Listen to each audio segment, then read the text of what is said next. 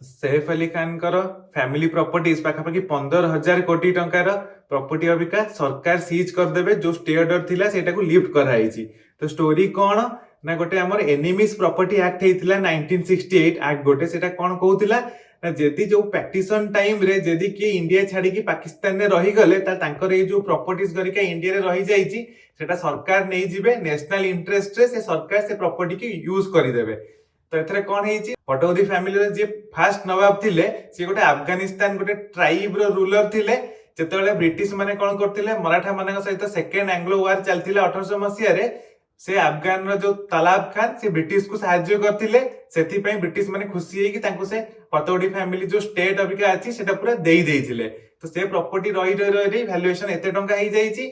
भोपाल जो नवाब थिले तांकर जो 3टा झियो थिले ता भितरु गोटे कौन करथिला पाकिस्तान रे जाई कि सेटल हे जाइथिला पैटिशन परे।